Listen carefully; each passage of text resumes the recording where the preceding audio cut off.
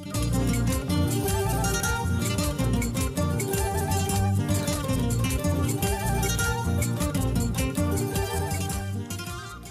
a continuación, damos paso al bloque de preguntas, para cuyo efecto hemos procedido a abrir el chat.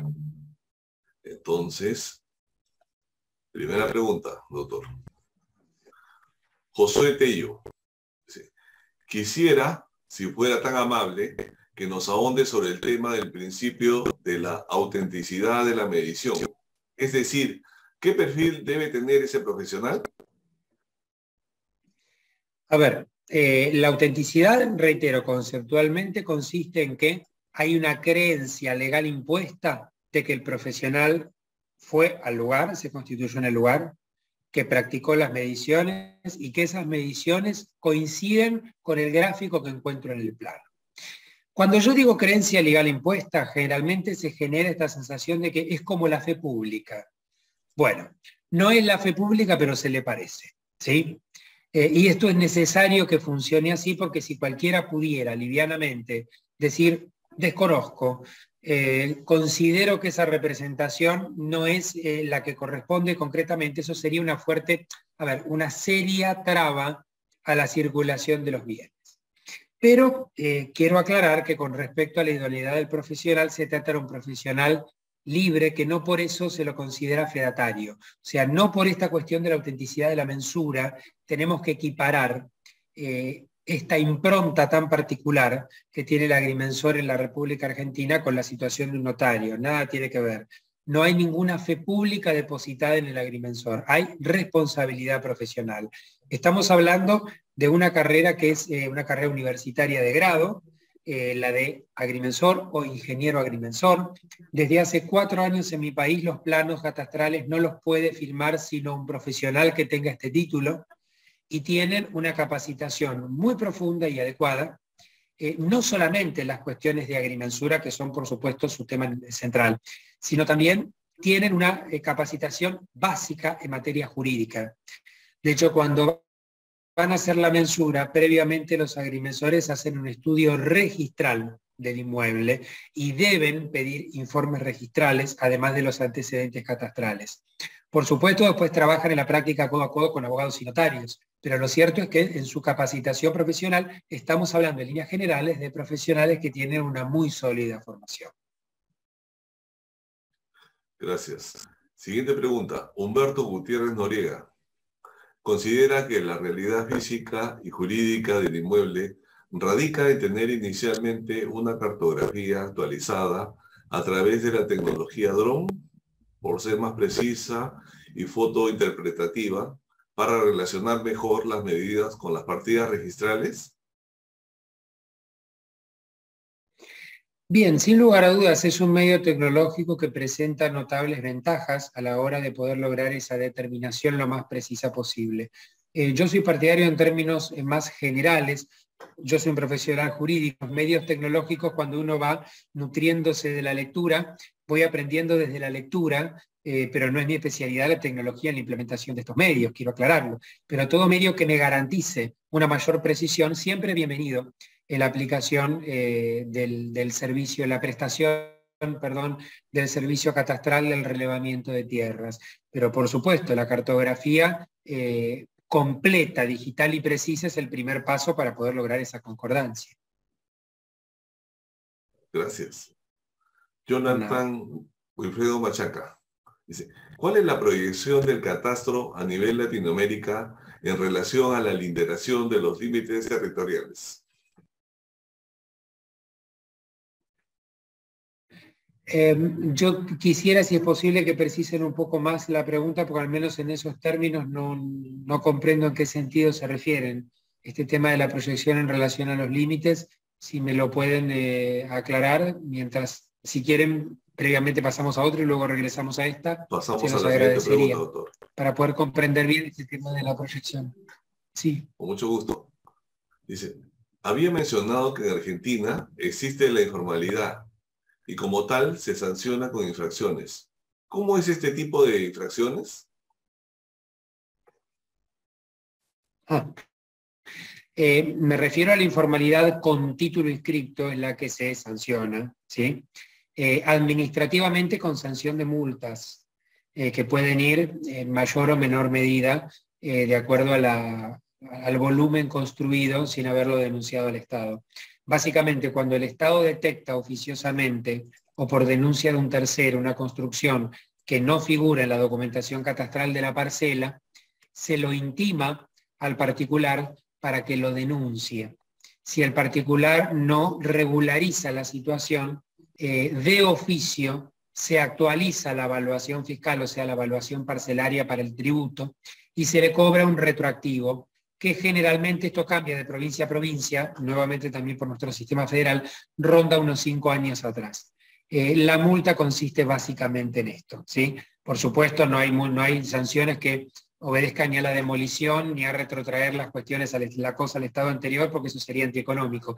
Pero en general se trata de sanciones de multa y en algunos casos también sanciones de una suerte de, no se lo llama así, pero para que se comprenda, un bloqueo de la documentación catastral que hasta que no se regulariza no me permite vender, ¿sí?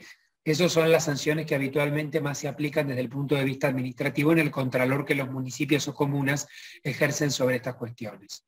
No sé, José, si han podido aclarar la pregunta anterior, porque no quisiera dejarla en el tintero. Todavía no, doctor. Mientras ocurre eso, sigamos con la siguiente pregunta. Pero mientras tanto avanzamos. Bueno. Siguiente pregunta, entonces. Manuel Tuesta pregunta, dice, ¿qué pasa si el título no coincide con el predio cuando el agrimensor realiza la autenticidad? Bueno, en estos casos tengo el título me cuenta una cosa y la posesión me cuenta otra. Que el título no coincida, estamos hablando de que lo que el título me dice es menos superficie o más superficie de la que tengo por posesión. Para tratar de simplificarlo, pero responder a las dos hipótesis. Dejo a un lado los pequeños márgenes de tolerancia de error que puede haber, que en el caso de los centros urbanos en la República Argentina permiten hasta un 5% más o menos. O sea, hasta un 5% más, un 5% menos, se lo considera como un margen de error tolerable, ¿sí? Y no me activa ningún procedimiento especial. Se lo considera como si fuera concordante. El tema es cuando tengo de menos en más de un 5% o de más en más de un 5%. Si yo tengo de menos, la mensura se puede inscribir, el estado parcelario se puede constituir, sí. Lo que pasa es que va a figurar en el rubro observaciones. Si yo tengo de menos de lo que me cuenta el título, concretamente es porque mi parcela ha sido invadida. Si yo quiero imaginar que esta es la parcela, quiere decir que de acuerdo al título yo tendría todo esto, pero me encuentro que termino aquí, porque aquí tengo una medianera y en los hechos empezaría el inmueble del vecino. Si esto es así es porque tengo una invasión parcial. La invasión parcial después veremos cómo se puede resolver. El catastro me la cuenta, y no me lo va a resolver porque el organismo catastral no es el juez y no tiene el poder de resolver el conflicto. Simplemente se va a noticiar y es bueno que el particular lo sepa. Este particular, ¿qué puede hacer? Ir a iniciar la famosa acción reivindicatoria, o sea, la acción que persigue la restitución de la posesión contra el vecino. Que me puedo encontrar también que el vecino me diga, yo esta fracción, con buena fe o sin buena fe, la estoy poseyendo hace 20 años y entonces aquí ya operó la prescripción adquisitiva. Con lo cual después me puedo encontrar distintas realidades. Si me sucede a la inversa, y la parcela que me describe mi título es esta, pero por posesión tengo esto y una fracción más, o sea, tengo más de lo que me cuenta el título, aquí nuevamente la mensura se aprueba, pero si yo estoy, por ejemplo, a punto de vender, voy a tener que hacer dos negocios jurídicos. Sobre lo que tengo dominio con mi título, vendo. Y sobre la fracción sobre la cual tengo posesión sin título, cedo derechos posesorios. Porque lo que sí debemos comprender, al menos en la estructura argentina que entiendo en esto compartimos con Perú, es que la mensura, más allá de su enorme importancia que nadie niega, no agrega ni quita dominio. Yo no me vuelvo dueño porque ahora en la mensura se reconoció mi posesión, porque eso conspiraría en el caso argentino contra las disposiciones de nuestro propio Código Civil y Comercial de la Nación hoy o Código Civil anteriormente hasta el año 2015. Entonces, me activa ¿qué? La posibilidad de conocer que tengo de más o tengo de menos, pero después tengo que ir a resolverlo o negocialmente o eventualmente en sede judicial si es que esto se tiene que hacer en términos contradictorios. Pero no tenemos un saneamiento administrativo de títulos, como tiene, por ejemplo, países como España. En Argentina no. Gracias, doctor. Siguiente pregunta. Luis Gerardo Mogollón Santarega dice, una consulta. ¿Qué solución efectiva se puede dar a los asentamientos humanos no informales, como los instalados en los cerros de las ciudades?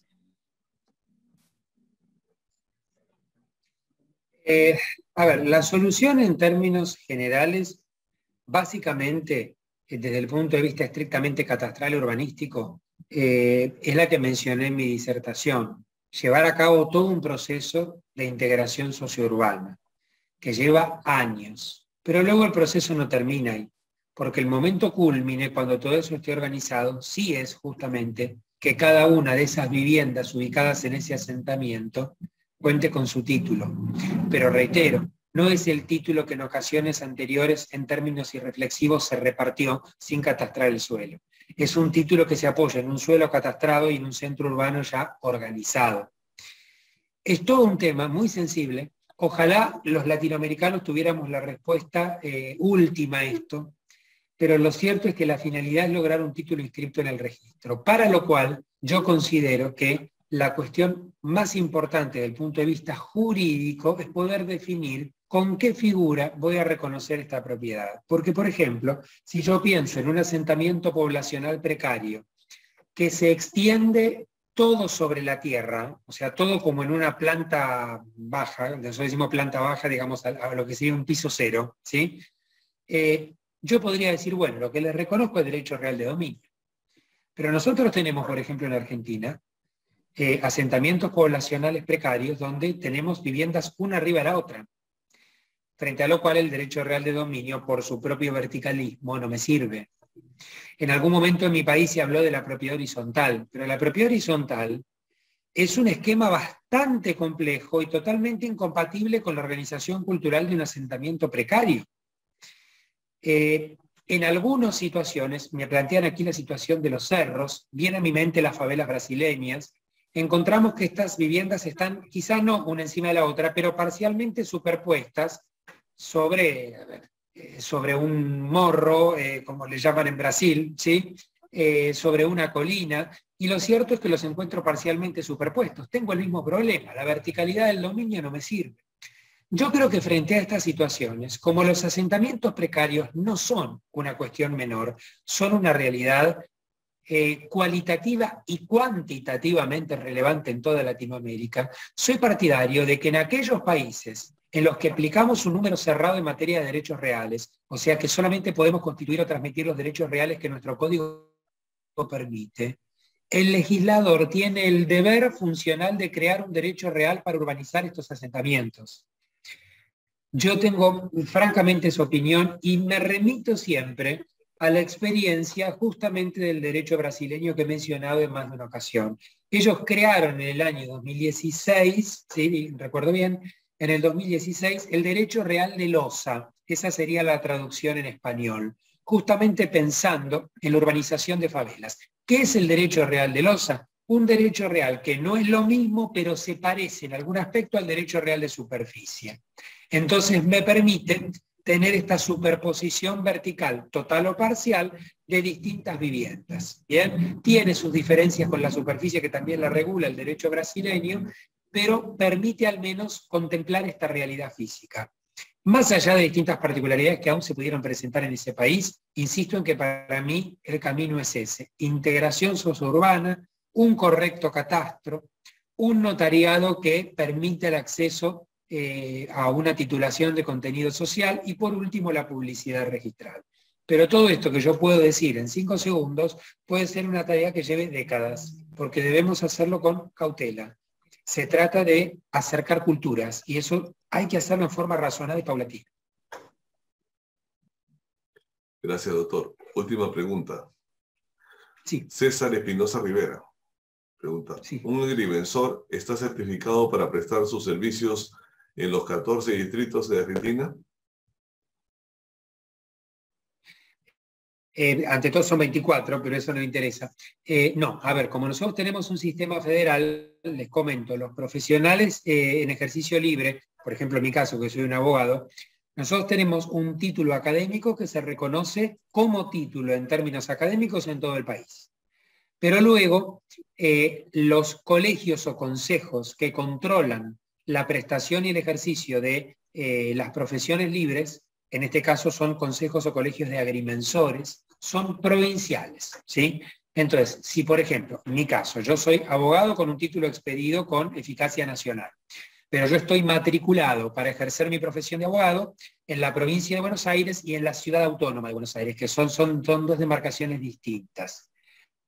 Yo puedo firmar en mis expedientes judiciales en estas dos demarcaciones, pero por ejemplo no estoy inscrito en el Colegio de Abogados de la provincia de Córdoba. Lo mismo le sucede a un agrimensor. Él con su título puede tramitar su inscripción en el colegio o consejo de una o varias provincias. Si está habilitado para el ejercicio de la profesión en esta provincia, puede hacerlo. De lo contrario, no. Bien. La competencia se determina, por supuesto, por el lugar de situación del inmueble en el que tiene que medir. Pero esto es una cuestión que depende de la organización del colegio o consejo de orden provincial. Gracias, doctor. Le vuelvo a hacer la pregunta anterior, ya respondió el participante. ¿Ya? Jonathan Machaca. Ah, a ver, por favor, pues me quedé. Dice, en relación a la pregunta anterior, ¿cuál es la proyección del catastro a nivel Latinoamérica en referencia a la demarcación de límites territoriales entre los países vecinos? Y asimismo, si existe una entidad que registre estos límites territoriales. No, a ver, nosotros tenemos el Instituto Geográfico Nacional, que es el que registra los límites, si es que se refiere a los límites de Argentina en relación a sus países limítrofes. Tenemos, entre los cuales, bueno, no está Perú. Nosotros tenemos sí la Autoridad Cartográfica Nacional, que es el Instituto Nacional de Geografía. No hay, a ver, si bien hay una vinculación cada vez más cercana con los catastros locales, todavía no hay una base de datos que se cruce adecuadamente. Esa es la realidad. Y esto genera a veces algunos problemas en inmuebles que son linderos a las zonas de frontera, ¿sí? Si en concreto iba a eso la pregunta. Yo soy partidario que en el plano del deber ser y con miras a una futura optimización del servicio catastral, sería deseable que el Instituto Geográfico Nacional funcione en un todo adecuado, coordinado y comunicado con todos y cada uno de los catastros de mi país para evitar justamente esto, ¿no? Y lograr concretamente que en definitiva la delimitación interna de cada una de las parcelas pueda caber a la perfección cual rompecabezas dentro de los límites territoriales de mi país. Gracias, nuevamente. Y finalmente agradecemos nuevamente a nuestro expositor. Doctor Savene, ¿desea decir unas palabras antes de despedirnos de usted? Simplemente mi profundo agradecimiento. Resultará redundante, pero profundamente agradecido de que una vez más me hayan convocado. Y bueno, siempre en comunicación con ustedes, con queridísimos amigos míos de la SUNAR, a todos ustedes un enorme saludo desde Buenos Aires y como siempre les digo, ahora que la pandemia parece que la estamos dejando atrás, espero que volvamos a vernos cara a cara como ya estaba muy habituado con la Superintendencia Nacional de Registros Públicos del Perú. Mi enorme agradecimiento y mi saludo desde la lejana Buenos Aires. Muchas gracias.